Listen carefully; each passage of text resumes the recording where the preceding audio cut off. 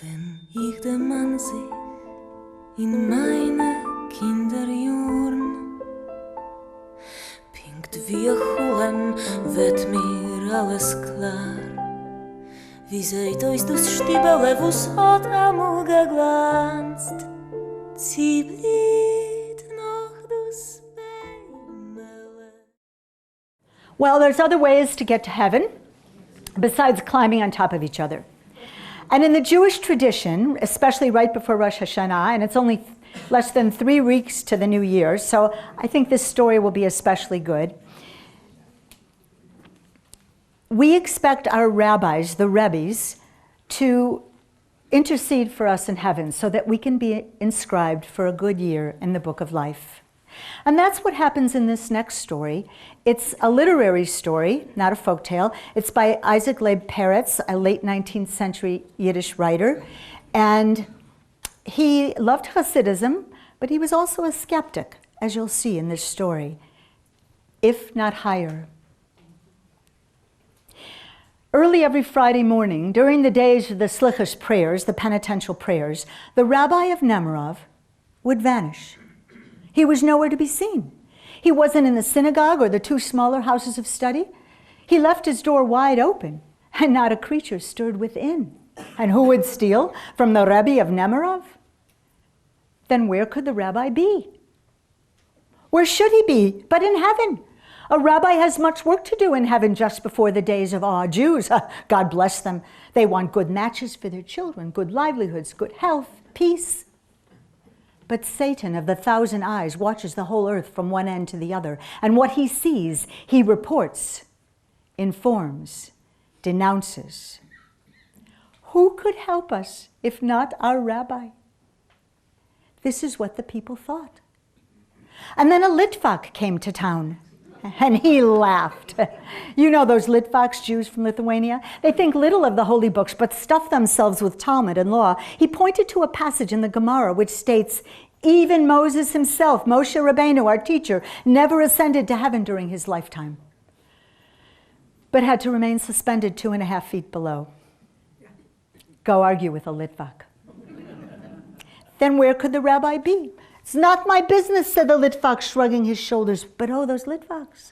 All the while, he's scheming to find out. He steals into the rabbi's room and slides under the bed. He'll wait there all night to watch and discover where the rabbi of Nemirov vanishes to during the days of the Slichus prayers. Someone else might have gotten drowsy and fallen asleep. But the Litvak is made of iron. He recites a whole tractate from the Talmud by heart. In the morning, he hears the call to prayers. The floors begin to squeak. People throw a little water over their fingernails. Doors slam. And the house is quiet again and dark, except for a little moonlight shining through the shutters. Later on, the Litvak would tell how a great fear came over him to be in the house with the rabbi during the days of the Slichus prayers. But he just stayed where he was and quivered like a fish in water. Then he sees the rabbi get up, and the rabbi does what befits a Jew in the morning. Then he watches as the rabbi goes to a clothes closet and takes down a huge bundle of peasant clothes.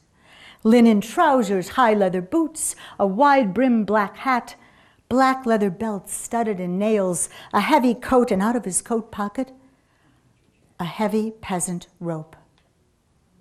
The Litvak watches as the rabbi leaves the room, goes into the kitchen, and takes an axe from under the bed.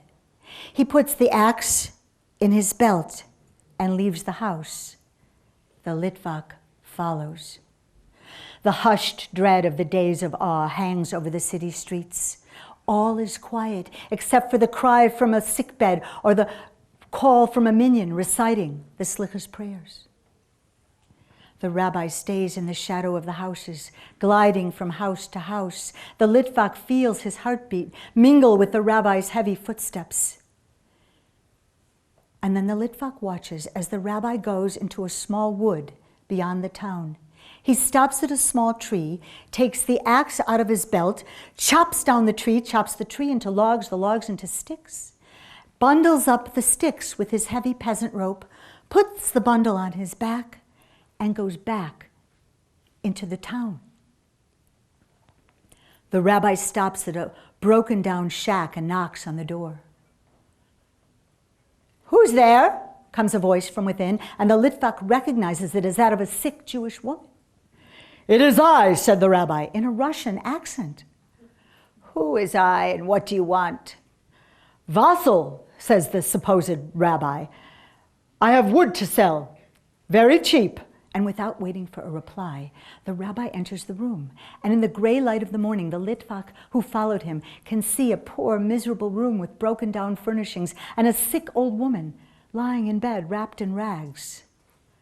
"Wood? Where will a poor widow get money to buy wood?" "I'll lend it to you," says the supposed vassal. "It's only 6 cents. "And how will I pay you back?" says the woman. "Ha! Foolish one! Ha! You are a poor sick Jew, and I trust you with a little wood. But you who have such a great and mighty God, do not trust God for 6 cents. I know you'll pay me back."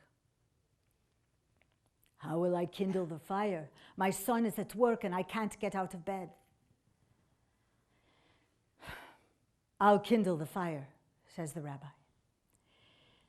And with that, he goes over to the stove, the cold stove, and he opens the little door and he begins to put in some kindling wood. And as he does, he recites the first portion of the Slichos prayers with a little groan. And when he kindles the fire, he recites the second portion a little more joyously. And when the fire is burning brightly, he recites the third portion and shuts the door. The litvak who saw all of this became a disciple of the rabbi. And ever after, when some disciple or other would say that the rabbi of Nemirov ascends to heaven during his lifetime, the litvak does not laugh.